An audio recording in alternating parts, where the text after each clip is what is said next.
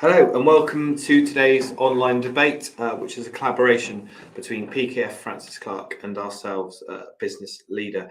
This event will look at the opportunities and challenges facing Southwest tech businesses, attracting talent, international expansion, funding and boosting productivity and profits will all be under the spotlight. And we have an excellent panel to discuss these topics. We have Andy Peddar, who's CEO at Deazy, Ian Halliwell, who's Sales and Marketing Director at XLedger, Purcell, who's director at Carescribe, Zoe Colosimo, who's COO at Neighbourly. We have Jeremy Richards, who's a director at PKF Francis Clark, and we have Andy Rogers, who's the CEO at Amdaris.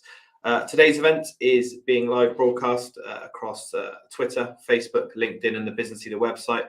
We also have lots of subscribers who have registered to join, and anyone with any questions, please send them to questions at businessleader.co.uk, and we'll do our best to answer those.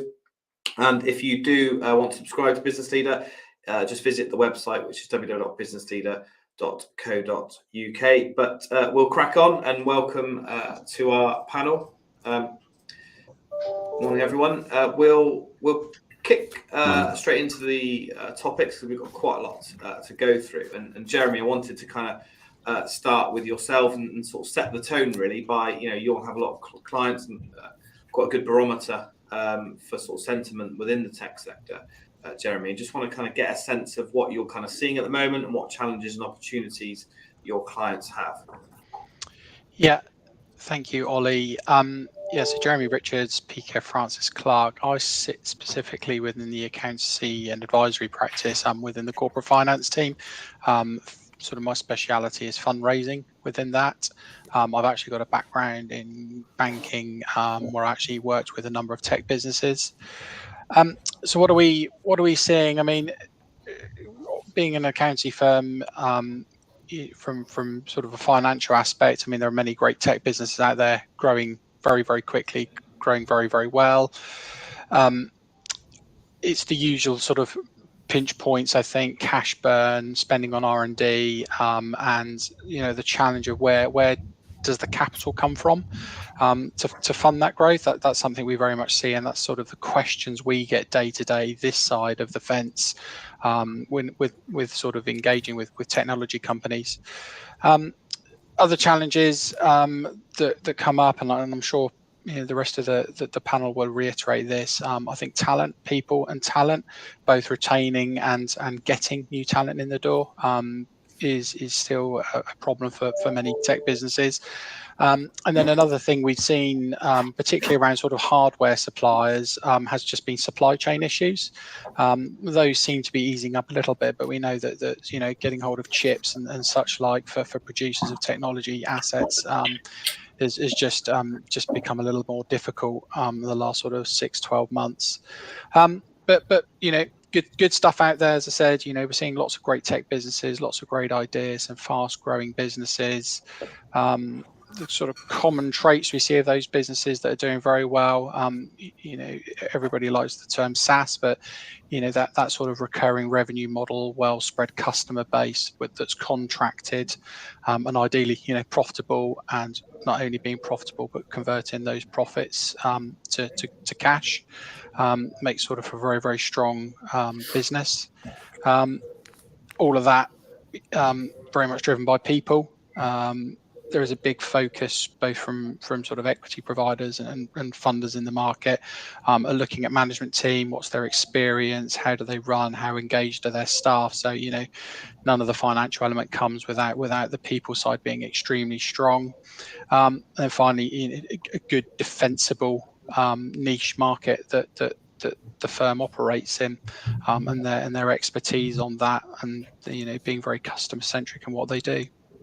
Thanks, Jeremy. Some really interesting points and set the scene well there. R&D, cash burn, capital, talent, supply chains, all things we're kind of going to go through today. I just want to stick on that kind of wider overview and bring in Andy Rogers, who's the CEO and co-founder at Amdaris. Amdaris is a software business with a HQ in Bristol, just having an upgrade, a really new HQ, which is amazing. And they're obviously also global with operations in Eastern Europe as well. Andy, you had a really stellar financial year last year at Amdaris. So I just want to get a sense of what challenges opportunity did this create. And coming into this year, we've had quite a narrative from the media about recession and the sort of general macroeconomics not being in great shape. And has that had an impact going into this year? So yeah, if you can answer those questions, Andy, that'd be great. Yeah, of course. So yeah, it was a really interesting year. I think coming out of the back of COVID, 21, we invested quite heavily in the business, especially in the sales and marketing side of things. And 22 really was a realization of that investment. It was a really interesting time. I think there was a lot of investment during that year across the industry and a lot of sort of buoyancy. So we really sort of made the most of that, and we're able to drive out that sort of 94% growth. And I think the thing for us was that in any kind of business that's growing that sort of fast, there's lots of challenges, and I think we. When you're scaling like that, you've really got to keep your finger on the pulse, especially ensuring that you can deliver at that kind of normal quality that we're used to. We did manage to do that, and that was really good. And I think what we found is as the year kind of went on towards the end, the mood was changing. The energy crisis, the cost of living crisis started kicking in. The negativity started to come into the marketplace. I think what we found is that it slowed decision making when it came to sales pipeline and things like that, which has sort of good and bad in a sense. We weren't seeing people stopping buying, but we were seeing delays. And we're already starting to see that kind of change already as we sort of entered Q2 this year. So I think this is the reality of sort of macroeconomics, is that it's sort of a bit of a roller coaster ride, and it's having that kind of resilience to kind of keep going through those challenges. And that's a cultural thing, because it's very easy just to cut back and sort of take the fear on and try and slow down, whereas actually we sort of tried to drive through that. So we're starting to see pipeline speed up and improve, which is really, really great. And I think we're also spending a lot more time consolidating as well, making sure that growth is well bedded and established. So we're not aiming for such a high growth rate this year, but it's still pretty punchy. But I think for us, it's about having that wisdom to go, okay, we've grown really, in a really successful way, but let's now bed that in and make sure we can build firm foundations for the future. Thanks, Andy. Really interested to hear that it is quite common for businesses when times get tough, maybe to sort of cut back on investment, but good to see that hasn't happened at Amdaris, and I'm sure that will, you'll reap the rewards of that going forward. And really interested to hear about future plans as well, which we'll come back to later, Andy. So thank you. So Ian, wanted to bring you in now. Welcome, Ian. Ian's from XLedger, which has an office in Bristol, similar to Amdaris, and really interesting company. So it'd be good, Ian, just to kind of get a sense from you initially how the last kind of year or so have been, what the challenges and opportunities have been as well. And I also wanted to talk about some of those pressures that Andy mentioned, of cost control, being more profitable, and how you balance that with continuing to invest in your people as well. Yeah, sure. Good morning. So a bit like Andy said, we've had extremely fast growth over the last 3 years. Actually, last year was at about 87%, and what I believe we're seeing now is our years followed very typical cycles in terms of financial management software and the buying cycle. We're seeing a change. We certainly, so that what's going on in the economy and so on, we're seeing what's going to be a very back-ended year. We tend to be back-ended. Q4 and Q1 tend to be our bigger Qs. We're actually seeing that Q3, Q4 are. So there is definitely a change in what's going on in the market. From a business perspective, cost control is always critical anyway. And we obviously have those cost controls. One of the critical things that we recognise in being able to scale and grow quickly is our people. And Jeremy mentioned earlier about resourcing. I think where we've had to be, very on it this year is, within that sort of that cost base is understanding, our investment in people. That's critical. From a retention particularly from a retention point of view, and also a resourcing point of view. That's been a big challenge for us, and I think that's where we've had to make sure within our costing and our budgeting, we're making sure we've allocated, a good amount of investment in our people through the year. That's enabled our growth and will continue to enable our growth. And we recognise that as, outside of the product, as one of the most important things. Our USP as a business is the consultative side of delivering a financial management system. So without those people, our USP is going to struggle. So retention is key, and therefore, making sure we manage the costs. Obviously, cost of suppliers are going up, so we've got to be very aware of that. We are always aware of that, but I think it is it's more so now. No, thanks, Ian. And Andy mentioned, obviously, Amdaris come off the back of very, very high growth, 92%, but they've tempered that down slightly this year, considering the previous investment and the macroeconomic, climate at the moment. Is that, you just mentioned a very, very strong growth year last year. Just briefly, Ian, are you looking to temper that back this year in terms of your growth forecasts? It will. We're changing. We're also going into new verticals, and we're also putting a slightly bigger emphasis on working through the partner market, which is relatively new to us as a business in the UK. It's actually as a group, that's very much how we grew our business in Scandinavia and so on. So in terms of our aspirations for growth, they are less. Our expectations are less. But I don't think, from a direct point of view, what we're doing in the market, we're not seeing a slowdown yet of opportunity. What we're seeing is, as was mentioned earlier, definitely a longer decision-making cycle. We are definitely seeing people thinking long and hard about making a change.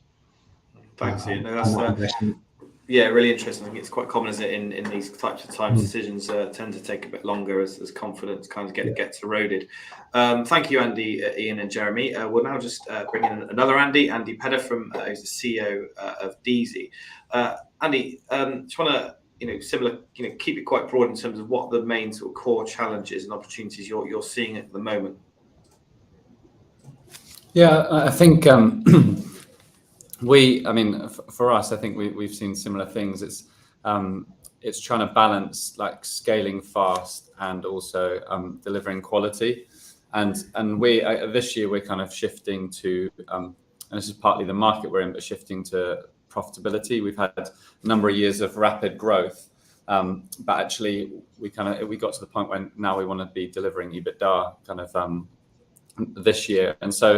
And I think there's a few things that influence that. We obviously raised a Series A almost 18 months ago, but we obviously raised at a time when actually it was all about growth, and very quickly the market shifted. Anyone who's raising now will see that actually the market's kind of corrected itself to be focusing on businesses that are delivering EBITDA and are essentially going back to basic principles around essentially good businesses that are delivering profit. So we had rapidly grown last year. I think it was we really kind of, to Andy's point, we were consolidating the team and trying to put in the processes that helped us to continue to scale but deliver that quality. And this year, I think we're very much just focused on how do we continue to do that well, and also watch our cash burn as we move to profitability. Thanks, Andy. Really interesting what you mentioned there about that kind of shift in the funding market with, funders, essentially looking for profitability. I know that sounds crazy because what would they be looking for? But there has been a kind of history in the tech sector of, they're celebrating a funding raise and lots of money going into ideas that maybe don't have that kind of product market fit. So is that something you're seeing quite acutely, Andy? That there is that shift.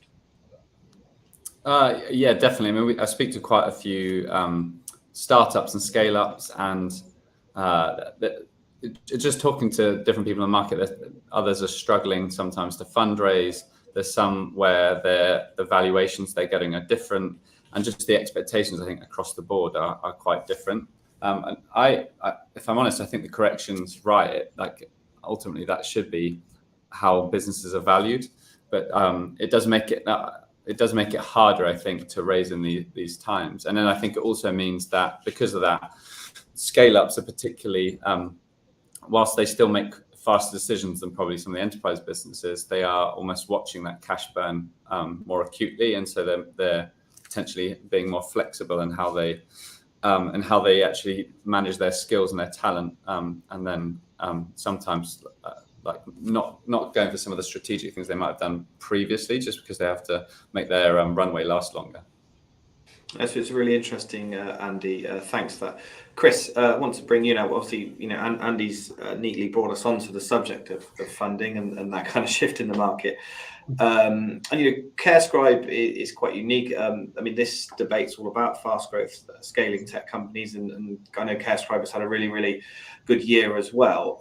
But you haven't taken on any external funding across your journey yet. And I just want to get a sense of why that's been, and obviously that's a conscious decision. And if you could just tell us a bit more about that, Chris. Yeah, sure, Ollie. As you say, we haven't taken on any funding. So Carescribe is an assistive technology company. So that means that we design, we build, and we sell software really to remove barriers for people with disability in the workplace and within education.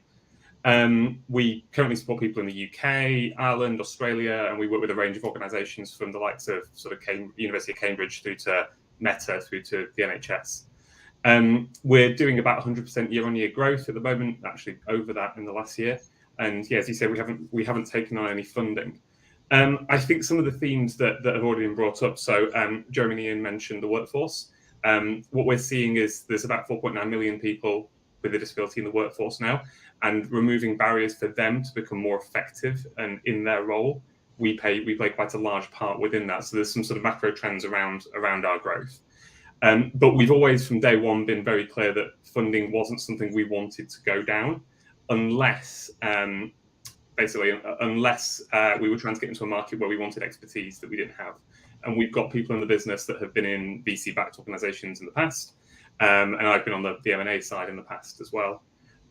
So we focus very much on sort of our core fundamentals of the business. We've been cash flow positive since sort of the third month of trading, which has been great. And we've done that from really through focusing very much on it's not a niche market. It appears to be a niche market, but the sort of global assistive tech market is about $20 billion. But we focus very much on supporting people with disabilities. And we do that in a way where we don't really have many competitors. That's changing slightly. But what we find is the people in the market that we compete against focus on productivity, which is a much bigger play. And so we've been able to grow really focusing on a slightly more perceived to be niche sector. When you're talking about a 20 billion market versus sort of a 500 billion market, you can see why a lot of the VC money is going towards that. And that's allowed us to have quite a lot of clear water around us. And then we've been able to grow, and we've been able to sort of be cash flow positive, and that's really driven our growth. No, thanks, Chris. And do you think look, when we'll talk about future plans for all the panelists later, but just if you could summarise, can you see you delivering on your growth plans without taking funding on, or are there circumstances when you would? Yeah, so we can certainly, if we look on a sort of a 12, 18 month horizon, we don't see funding being necessary. As I say, we're profitable month on month, and we're investing that back into the business very heavily. There's a couple of scenarios where we would consider it. So the first is if we were to say, for example, we want to go after the UK, sorry, not UK, we're there already, the US AT market. You know, that's big. We have the reserves in the business to be able to do it. But it might be that we say we want to partner with a VC or with some private investors who either can up the budget that we need to do that, or more likely could open doors that we don't have the expertise in-house to do. That really, the latter one is probably the most important to us. The second thing is if we found ourselves in a position where we're saying, you know, we've kind of engineered a, you know, for want of a techie phrase, sort of growth flywheel where we put in £1 into Google pay-per-click and we get £10 out. In that scenario, that might be of interest to us, but you know, that's very much a hypothetical. It'd be much more for us opening doors in markets we wanted to be in. Thanks, Chris. Really interesting to hear about how Carescribe is growing. And Zoe, wanted to bring you in. You're the CEO at Neighbourly, and you know, we're on the theme of subject funding and Impulse. So it'd be good to kind of hear more about your funding journey and your growth journey, but also, you know, you're very openly a kind of socially value-driven business, and I just want to get a sense: does that mean you sometimes have to compromise on profits and productivity, or has it had the opposite effect? Thank you, and hello, good to be here, Ollie. I think it's a really interesting question, and the answer is no, really. We are very, very lucky to be one of the B Corp community, so one of the founding members of the B Corp community here in the UK. So that means that mission and values really are written into our articles of association. And because of what our business champions and our core product offering, we've paid very, very close attention to the business case for CSR and ESG with some really very compelling stats that I might actually read to you because they're important and fascinating to hear what Jeremy and Ian have said around retention. But when we think about our future workforce, 75% of the workforce by 2025 is going to be made up from millennials. And they're all looking for socially responsible employers. And so 70% of Generation Z, born between 95 and 2015, and millennials have openly described that they favour purpose-driven brands. 64% of millennials won't take a job if their employee doesn't have a strong CSR policy, and 83% have said that they'd be more loyal to a business that helps them contribute to social and environmental issues. But interestingly, it's not just employees that are expecting businesses to drive social values. There's a global study that some of you may be familiar with called the Edelman Trust Barometer, which asks the business community and the consumer community what they expect from the actors in society. And 80% of them have said that they agree a business must play a role in addressing societal issues. So it's not just about delivering your business to generate a return at the end of the day. It's about actually giving back. And how do you do that? It's really complicated. We've heard already that a business fundamentally needs to deliver against their core objective. But if you aren't a mission-led business, then what can you do? And one of the great ways to contribute is through volunteering and perhaps fundraising with your teams as well. And there's this great study, a UK happiness study of 70,000 people over several years actually, that said volunteering actually has a similar impact on an employee's well-being as being given a £900 pay rise. So you can see in this time of high inflation that you can't possibly give employees pay rises universally, but actually there are some other triggers that we can think about that starts to build that sense of well-being and connection with the business. But equally, there is a significant amount of evidence to talk about the fact that employees that volunteer with their employers, it helps to reduce attrition. And when you look at the cost of replacing an employee from a recruitment perspective, the recruitment costs, training, lost productivity, it amounts to around £12,000 for each person, which is really significant. It's material. So back to your productivity and profitability question, we really need to think about how we keep our employees, and also think about how we build productivity through bringing a more greater sense of purpose to the core of your business as well. Thanks. So I think, a compelling case there for, obviously, if you can be profitable, it's really, really important first, isn't it? But if you are profitable, to kind of invest in your people and your communities as well. So thanks. And just on that thread, I just want to come back to Ian. Obviously, we've discussed some of the cost pressures, and it can be easy for businesses maybe not to, to be quite sort of tunnel vision and just focus on the numbers and which is obviously really, really important to keep the lights on. But just want to, find out your kind of, following on from what Zoe said, I know that we've spoken about your kind of plans for net zero as well, and why that's important to you as a business. Yeah, that was there. Yeah, what Zoe said then was fascinating, actually. And listening to some of those statistics, I thought were really, really interesting, actually. I guess first and foremost, we're born out of a Scandinavian company, so CSR, corporate social responsibility, is very, it's high on their agenda anyway. But it's been very much on our agenda in the UK. We were fortunate to move into new offices in 2000, and we set about making the office itself net zero. We have 250 plants, real plants, which we don't actually look after ourselves because I don't think they last very long otherwise. But and we provide an electric car policy, so we're doing everything we can to be net zero. But a big part of that is fundamentally internal and external. Internally, it's important to the people. It goes back to this retention thing. People want to be part of a business that has a good and strong CSR, policy.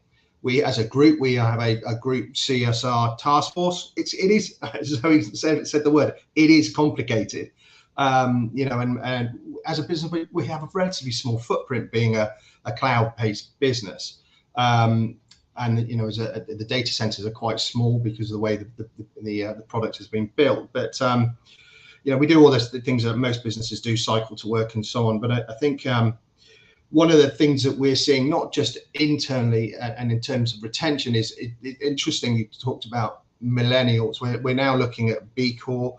I don't know if Zoe even mentioned the stat, and I'm not sure the stat actually, but a lot of people now are making choice to move to companies because they're B Corp, not necessarily what the product they're selling. So, there's a lot of work to do. We have a plan around the CSR. We're looking at, as I say, B Corp. We're looking to make the group net zero at the moment. Could I tell you when we're going to achieve that? No, it's a constant, ongoing process. But fundamentally, it's really, really important to the people. We do a lot of giving. We work closely with people like the Bristol Sport Foundation. We run programs with Bear in Mind. All of that is run by our employees. Everybody can volunteer to do that. And every time we run a program with them, the amount of people that want to get involved is really high. And it does tend to be the millennial generation that really enjoy doing that sort of thing. We do a lot of charity fundraising events as well, and it's really important to the identity of the business, both as well as what you're doing in the community. So you get the retention of people. But a lot of that really rings home from what Zoe said, and we're fortunate to be on that road, I think. All right, good stuff. No, thanks, Ian. Interested to hear about XLedger, sort of the sort of deeper journey there that you're going on at the moment. So that's really good. And just want to talk now about kind of future plans. I know everyone's kind of touched on those in the initial question, but Andy, you mentioned obviously last year really, really impressive. This year it's still going to be really, really good. And just where you want to kind of take the business. I know it's a bit crystal ball gazing, but in 5 to 10 years, where do you see Amdaris being?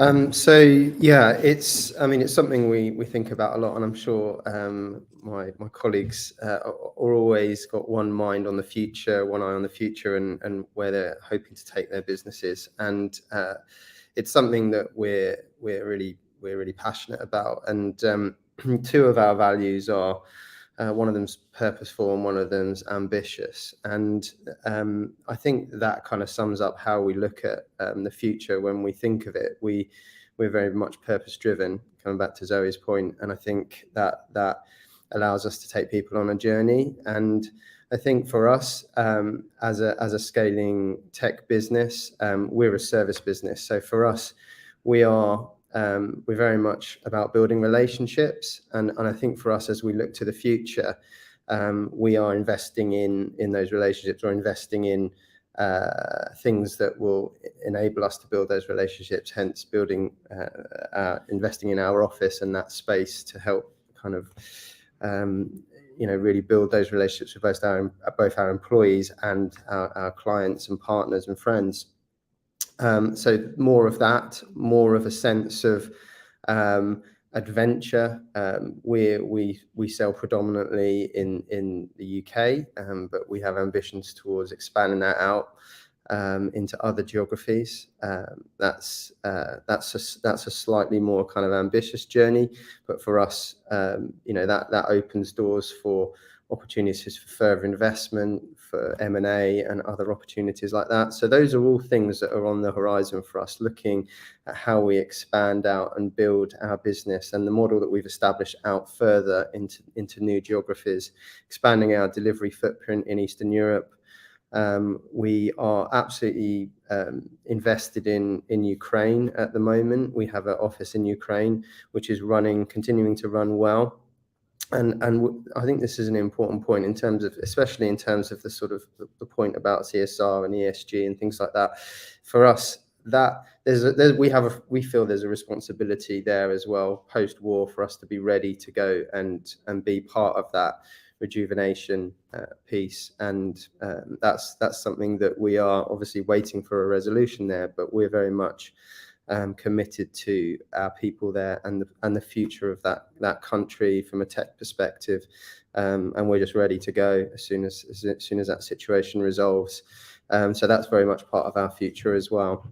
As if I could go on, but No, thanks. I think that's really good to hear. And when you mention Ukraine as well, obviously, we don't want to gloss over that, but that's a really big topic, isn't it? And I know you guys are doing some great work there. So just really want to acknowledge that, and it's really good to see. And so one thing you said there that I really liked was the sense of adventure. I think sometimes when you're running a business, you can get sort of bogged down in the day-to-day and kind of miss that kind of that excitement and that vision. And Chris, following on from that thread of sense of adventure, I know you touched on it earlier, you want to expand into other territories as well. Can you kind of tell us a bit more about that?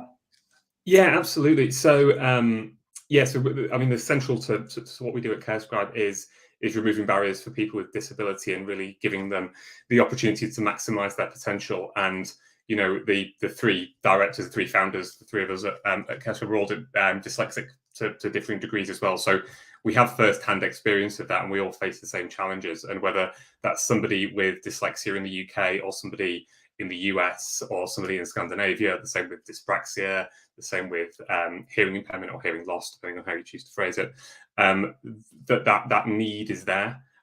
So we feel that we can take what we do, we can take that internationally. Now, we know that the different markets operate quite differently, and that's the bit we've got to figure out. But we feel there's a huge opportunity for good, and we view ourselves very much as a tech for good business.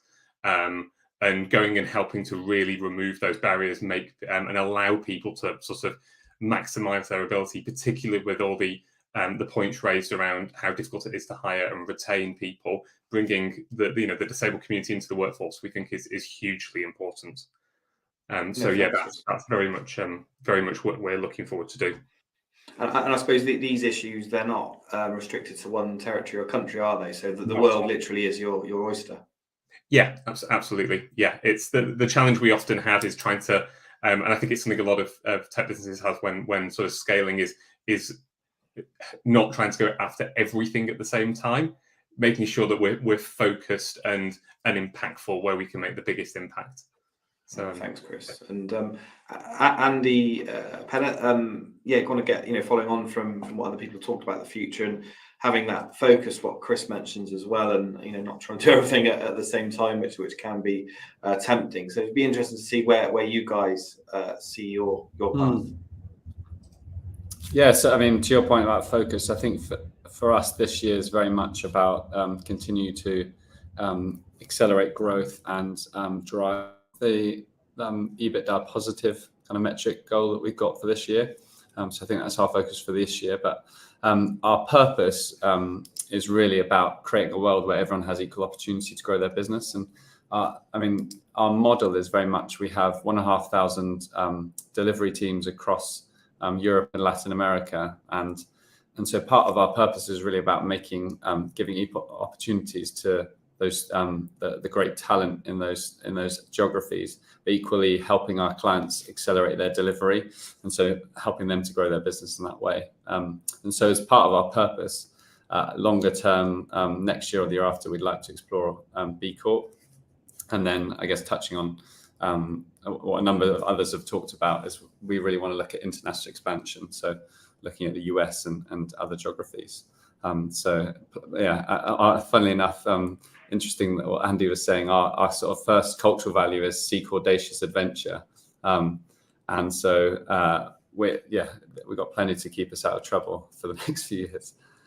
Oh, nice. That's really good to hear. And actually, just thinking it, pretty much every business is international in its focus on this panel, which wasn't by design, but really good to see. And you all seem to have a sense of adventure as well. And so I was going to ask you about the futures of it, be a bit more specific. And I know when we spoke pre-event, you talked about the impact that ChatGPT and AI might have on not just your business, but the sector. So I just wondered if you could kind of, talk more about that. Yes, this is an interesting one. And at the risk of sounding like my granny, but this is also very important, I am old enough to remember when you wanted to communicate with someone, you would write it on a piece of paper. It would go in an envelope. It would be collected from an out tray and taken to another room and put in their in tray, and they would read it. And then they would reply to you via the very same means. And that communication process took a very long time. Everything moved at a glacial pace. And we're now at this very, very, very interesting space in the evolution of communication and working where things will change materially. They really will. Generative AI will complete tasks for us, stories, outlines, reports, text, whatever it is that we need support with. But beyond that, there's something called Auto GPT, which isn't just about speeding up text translations and things like that. It's actually delivering a task on your behalf without any intervention, and that's material. And everyone in this community, the tech community, will have heard the words many, many times before, that technological change is really accelerating. The World Economic Forum has predicted that we're now entering the fourth industrial revolution. But with those predictions come some really scary numbers, and there is a general view that around 300 million jobs will go globally. And our challenge is we don't know when that will happen, but it will be sooner than we think. And so I think really it's incumbent upon every single business leader to start thinking about what AI is going to bring to new ways of working, but also how we support our business community right now in preparing for it, and where the hard lines are going to be around IP and GDPR. It's a really complex thing to navigate. One thing that I think is really quite fascinating, though, is that your skills are going to be relevant for a shorter period of time. And I'm lucky enough to have worked in marketing for 20 years, where in theory, the landscape has stayed pretty static. It's become more digital, of course, but the theory of marketing has stayed the same. And that isn't going to be true for the future and how topics evolve. It really isn't. So as business leaders, I think we're going to need to build resilience back into our workforce and broaden their experience base. And back to volunteering again, it's a fantastic way to broaden experience, to get people connected with different parts of society that they wouldn't ordinarily experience, to get new skills, to help build resilience for the future. And however a business leader does decide to tap into AI, I think we have to remember what I said a little bit earlier on, what our staff force expects from us. They expect us to be thinking in responsible terms. They expect us to be thinking about the good things that we can achieve through this new technology. We had a fabulous discussion internally actually around, okay, well, if we have a tool that's going to make us far more efficient in lots of different areas, then what are we going to do with that capacity? And rather than removing people from the company, is this an opportunity with that space to reinvent your business and bring purpose to the heart of it, so that giving back to the community to deliver your business in a slightly different way, is that an opportunity for us to start to bring purpose to the core, and community giving as an integral part of delivering business on a day-to-day basis? No, thanks, Zoe. It's a huge topic. Is there anyone that wanted to kind of pick up on that thread about sort of AI and the impact of it before we moved on? If we maybe go Chris first, and then Andy, Ian, if that's okay. Yeah, sure. So we were at the there's a trade show called BET at the Excel Centre, which we were at a couple of weeks ago, which is all around education and supporting the students in education, and we work across education and the workplace. And it's interesting when we look at things like ChatGPT and AI, and the kind of, from the workplace, there's productivity improvements, but from an education angle, there's a lot of concern around, yes, a student could write an essay with it, but and that's more productive for the student, but actually get the outcome we want. So does it really help learning, and how do we actually employ these things to get the outcome we want? And I think there's a focus at the moment around how we use it kind of to get to the answer quicker, and perhaps not always enough thought around, well, actually, are we trying to dart straight to a solution where we haven't really thought enough about what the question is? And I think that's something that we're sort of really wrangling with. And we were talking to one of our competitors around this, and they were saying that they're quite deliberately not using things like ChatGPT auto-summarization, because then they work in the higher education space more than we do, because they find that, well, the student, they don't learn. They pass their course, but they don't have the information. So I think that's an interesting point that we're certainly seeing in different spaces.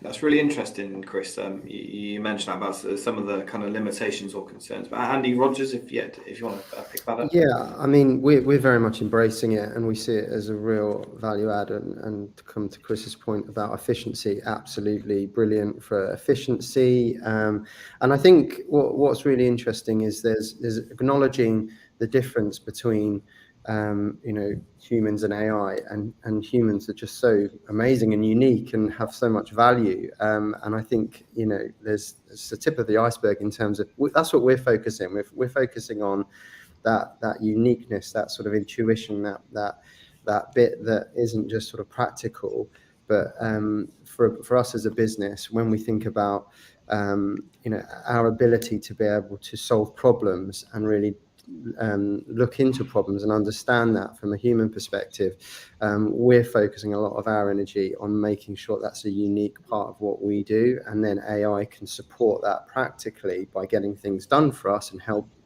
developers be more efficient. But that sort of analysis side, our ability to analyze things and look at things and solve problems that AI can't really do, that's where we see our business growing and becoming more unique in. And I think that's the importance. I mean, I agree with Zoe. There's big changes if you look at history, and work. There's been huge changes throughout the history, and this might be one, but it's about how humanity adjusts and how we educate people to sort of into a kind of a new way of working and bringing value where new tools come and take the position that perhaps people did before. Thanks, Andy, and the other Andy, if you could, Yeah, and I mean, just to pick up on Chris's point earlier, there's also a slight concern about the accuracy of it. It's an incredibly powerful tool, and others are too. It's interesting. Like, I think the danger is using it in a way that people used to use Google, as assuming that it's always got the right answer. And obviously, there's different reasons for why Google would not surface the quote unquote right answer. But it's just switching your brain off and using it like blindly, I guess, to Chris's point, is the concern. And actually, I guess building on what Andy was saying, for me, it really helps take away some of the administrative burden. It takes away a lot of tasks, so we can be a lot more efficient, and does things a lot faster than potentially humans can. That's I guess commoditized tasks, but creative problem solving and more complex things, it won't compete with humans. And so I guess one of the things that I'm interested in is, I think the use cases for it will keep on improving. I think the first time I've seen AI actually be impressive. I think there was a lot of chat about AI for years, and now it's really starting to, I think, come to the fore. And I think the use cases for ChatGPT and others will really start to improve. I think part is, it'll be interesting to see. I'm really interested in how we upskill and train people to leverage ChatGPT within different organizations. That will become, I think, a new, especially ops kind of skill. And then separately, as you have people who, as it kind of, as it takes over roles previously done, administrative roles, it'd be interesting to see what other opportunities there are and how we can reskill people to use them elsewhere, and shifting towards, to Andy's point, that creative problem solving in other areas. So as much as I think there's a risk, I think there's always an opportunity in the revolution. It'll create a number of other roles and opportunities. Thanks, Andy. Yeah, risk and opportunity seems to be the general kind of thread there. Ian, is there anything you wanted to add? Yeah, following the theme, I mean, it's pretty much covered, but from our perspective, I mean, where AI is going to drive value is the efficiency within our current system, particularly around intelligent learning and so on. But I think going back to what Andy Rogers said, our focus is very much around people, what they can, the softer skills they can bring that at the moment AI can't bring, when we're going through, what XLedger do in terms of providing a financial management system. I think they work well side by side at the moment within product and what we do from a consultative perspective. The evolution of AI is, I can remember those days of passing that envelope across. So it's fascinating to see how it's growing, but I don't really have much more to add on it, to be honest with you. No, thanks, Ian. It'd be interesting to do a poll and see which company still has a fax machine. But yeah, maybe one for the end. But Jeremy, just wanted to kind of get your insight as well. Also, from your sort of client base, is this something businesses are really? Well, I mean, they're going to have to, aren't they? Are they kind of leaning into AI and ChatGPT? I mean, obviously, it's the talk on the street at the moment, isn't it? How's this sort of new technology going to cause disruption? I work in an accountancy firm. I mean, it's an industry that's going to be affected massively. I sit here at Francis Clark, as not an out-and-out accountant. I mean, my background's banking, so from an accounting firm's point of view, they're very much thinking about what's the future going to look like. And going to Andy's point, that it's going to be more about bringing the human element into it, building networks of people, leaning more on that advisory and bringing teams of people together. Because I think sort of the traditional numbers crunching element is going to be, have a technology wrap around it, undoubtedly an AI wrap around it, and we'll fully automate at some point. So from our industry, huge impacts. And clients, as I said, everyone's very much talking about it. What's the impact going to be on jobs? We're even aware of a few businesses now sort of building teams that can really go into the likes of ChatGPT and get the best out of the answers. So knowing how to challenge, how to question, how to really drive the algorithms. I think that potentially is another whole industry. How do you get the best out of the technology rather than school children sat in bedrooms cheating on essays, basically. So I just hope we all as people use this fantastic technology for the right thing. I think that's the really important thing, and don't just use it to automate jobs and cut costs as best we can, because I think there is a huge opportunity with it. Thanks, Jeremy. We actually had a lot of questions come in about working patterns. So what we're going to do is just sort of amalgamate them, and the final question, if we can all sort of feed into that, is a lot of leaders found the pandemic very, very challenging, and sort of coming out of that, it's been difficult to know what's the best way to kind of work, whether, you know, we should sort of be mandating staff to be in an office or letting them kind of, you know, work wherever they want. So I just want to go around the kind of panel, and we'll start with Andy Peddar, and just to get a sense of what are your kind of working patterns, what would your advice to be with other leaders who are kind of just struggling with that, and what's the right kind of approach? It's a difficult one, this, because there's been very polarized views. You've got some companies are very much saying we're getting everyone back into the office, and they're quite have very strong views about it, and equally you've got some quite strong people in the tech sector who are saying we're fully remote and that's how we're staying. I think one of the things we thought about a lot is actually what aligns to our culture, and our people are really important to us. Cultural values and how we embody them is crucial to us. So we're not 100% remote, and we're not 100% in office. We're actually adopting the hybrid model, which you could say is the hardest of the three to do well. But for us, it's really important. One of our values is about empowering collective genius. So bringing people together, collaborating, and it's almost what we were talking about earlier about that creative problem solving. And there's times when doing that in person is a lot more productive than remotely. There's sometimes where actually remotely it works well. But I think what we've really thought through is actually by having hybrids, and you get kind of some of the best of both worlds. You just have to work really hard at it. So, for instance, if you are hybrid in a similar way to remote, you get the opportunity for talent. So you can kind of get the best of talent because you got more opportunity from a geographic proximity perspective. People can travel for 1 or 2 days a week, or 1 or 2 days every 2 weeks, and so that means they don't have to live really near the office. But also you get the kind of flexibility, diversity piece, where you can have working parents and others who may not otherwise be able to work because of their sort of pattern with kids. And so that's really supported us being able to get the best talent. But I think you have to be prepared to work in it. I wouldn't say I'm an expert. We've still got plenty of work to do. And I think we've learned a lot about hybrids. And I guess my 2 key things I think we've learned is, one, it's not a level playing field. So in the way that 100% of people in the office is level, because everyone's been there at similar times, they're in the same space, so you can ask questions, you can collaborate. And the same when we went through COVID, everyone went fully remote, so everyone was on Zoom at the same time, they're all at home.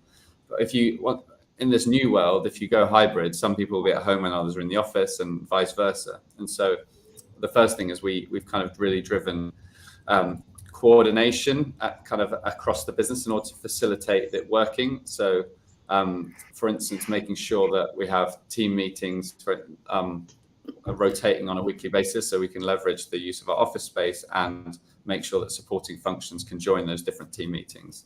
We have encouraged face-to-face one-to-ones once a month. So we're, again, encouraging people to be in the office. It encourages one of our values, radical candor, so you can share feedback and help each other develop. But the second thing is just decentralizing. I think, like a lot of different businesses in a lot of different areas, there's been a shift from sort of top-down command and control to actually decentralizing. And what we're seeing is we're giving our team leads a bit of freedom to say, well, how do we apply hybrid to work for our team? And so one of our teams, I think, has got a really strong cadence. They've got a nice agile team. They're doing some of the almost software-driven so they're doing daily stand-ups. They're then using Slack to report on those, and they're then jumping on a huddle, that was just, I guess, a Slack version of what we're doing here, just to problem solve and work through things. And I think that's really helped them move nimbly and as a team, and because they're more distributed. And it means when they do come together, they can really use that face-to-face time to build the social capital, feel that they're really working together as a team, and tackle some of the things that may be more difficult online. Okay, thanks, Andy. Ian, how are things at XLedger? Yeah, good, very good, thank you. We were fortunate enough to move into our new office during COVID. In September, we moved in September 2020. So, I mean, obviously, a lot of what we thought about was gut at the time, because no one really knew what we were going to look like when we came out of COVID. But what we did know is that what we're trying to do is scale and grow. And to scale and grow, you need speed, or we wanted speed, and it's what we felt, which at the time was gut, to keep that speed and have everybody remote was quite difficult. To onboard people at the rate we were onboarding people, we wanted to have people attracted to the office. So the first thing that we did is we changed the office to a hub. We call it a hub now, where it's a place that people come, that they come to sit together, to work together, and so on, and basically collaborate. Just as Andy's just talked about, we went through the process. We've introduced a number of things. We introduced core hours. So core hours are 10 till 3. So for those people that have kids or whatever, someone needs to fix a boiler, they can come in later, and they can go home earlier, as long as they deliver those hours whenever. We also run a hybrid model, and that hybrid model we're running at the moment is 3-2-1. So we have 3 days in the office, 2 days at home, and mandatory Mondays. So we get everybody together at the beginning of the week. We can go through, start the week, everyone can have their team meetings, and everyone gets to see each other, which we feel works really well. What we also have taken into consideration is geographically where people are. So we've actually sort of got 2 hybrid models. The hybrid model for people that are further away, so we don't restrict our ability to resource out within Bristol. So for those that are within a 30-mile radius are 3-1. Those that are outside that are 4-1. So we try and get people in once and off. And obviously, if they're hundreds of miles away, then they come in once a month. So it's actually tiered. It works. It's working really well at the moment. People are happy. The key thing, the key word I would come back to is culture. You have to create that culture in the office. You almost need to create FOMO. You need people to want to come into the office because they feel like they're missing out. If they don't feel that way, they'll do anything they can to work at home. In my opinion. So what you do socially, or all the things we've talked about today, what you do as an office, how you engage as people through, your social, the social aspect is really, really important. And then from our point of view, you've got people coming into the office because or the hub, as we call it, because they want to, and we don't, and then they work at home when they need to. But having one day when you try and get everyone in is actually works well. Obviously, with flex, we've got things they need, that are important, but that does work well in terms of kicking a week off for the business and getting everybody to meet up. I think we were fortunate to have moved into this big space during COVID and have the opportunity to sort of learn straight after COVID and have, we had gut and it worked. But we hear it a lot. And you have to create an environment people want to come into. You have to invest. No, thanks, Ian. And Andy, I know you've recently just opened or opening in the process of doing that on your new office. So your take on this? Yeah, so I think for us, it's. We invested in a new office because we were growing and expanding, and so practically we needed more space, but we very much took an approach where it was very much everyone. We kind of collaborative approach to kind of deciding how we did it. It's very much an activity-based environment, so it supports all kinds of different styles of working. And that FOMO aspect, I think, is when you've got a really great office, which is a really great place to work, it certainly does create that sense of wanting to come in and be part of the buzz that's in the office. But I think the guys have covered some of the issues really, really well, and I agree with a lot of things that especially Andy said at the start, from a cultural perspective and from a kind of foundation perspective. We just believe that happy workforce is a productive workforce, and really leaning into that problem and understanding the different generations and how people think and work and how they want to live is a really important thing for businesses to do. We're a values-based organization. Our culture is driven by our values, not by a set of rules. And so for us, it's really important that we're communicating, we're building relationships, which are the heart of everything we do. And so we want to listen, and we want to talk things through. We want to understand what works for people, and then really try and find that kind of that ideal sort of sweet spot in terms of working. And we've taken a hybrid approach as well, because we believe in that flexibility. As I said, ultimately it's to create that happy workforce that that are going to help us deliver that fantastic service to our clients. Thanks, Andy. We'll just go to Chris and then Zoe on this thread, and yeah, we're neatly 2 minutes away from 11, and I realise you're all busy people, so yeah, we'll end with just Chris and Zoe, please, on that thread. Yeah, sure. So I agree with everything that's been said. I mean, we're hybrid as well. I think the couple of points I'd make. One is that I think we've all done similar things. We've moved into a bigger office during COVID, and we kind of feel that the office is a working environment. It's never quite right, so we are constantly talking to the team about what do they need to make this a better environment. So, for example, in the last fortnight, we've had 2 new phone booths installed because the sales team is struggling with needing a quiet place to have a call, and we're constantly working on that to try and get it just right. The 2 other things I'd say is, one is we're finding that to get that environment right, it's not just being in the office. So getting the team together for social activities, doing things a little bit differently, really helps to bring people together and remind everybody that actually we're a great team. Everyone likes working together, so we're focusing on that. And then the final thing I'd say is we're also trying to think about hybrid not just being in the office, not in the office. So, for example, one of the things that I'm starting to do with some of my colleagues is have small one-to-ones 3 weeks of the month, and then going for a longer one-to-one 1 week a month. And that typically takes the form of actually going for a walk for an hour and a half, jumping the carts, go somewhere out of Bristol, take the dog, and having, doing things a little bit differently and spending a bit more time to really so kind of just work in a way that everybody remembers that we're humans, not just colleagues in an office or on a Zoom call. And we're finding that's working really, really well. So I think that's what we're seeing. Yeah, thanks. No, a walk with a dog on a nice day sounds like a good idea, Chris. And Zoe, if we could just end with your thoughts, please, on that. Thank you. And very similar to some of the other people around this table, we have a hybrid policy. And one of the things that we've worked hard to do is create absolute transparency around the goals of the business, what it is that we need to be achieving together. So wherever you are, whether you're in the office or whether you're working remotely, there's an absolute clarity around what we're going to need to pull together to deliver.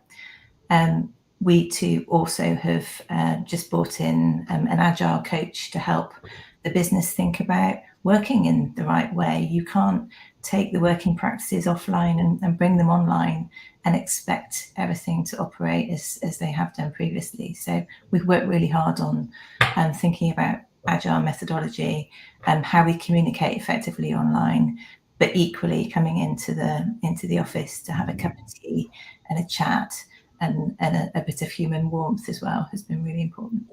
Thank you, Zoe. And I just want to also say thank you to all of our panel members today. I think we got through a lot of topics and subjects right on time as well. And thank you to everyone who tuned in to view. This will be posted on the Business Leader website, and we'll send out to everyone who did register as well. So if you did miss any of the conversation, you can certainly catch up. And do keep in touch with Business Leader at www.businessleader.co.uk. Thank you.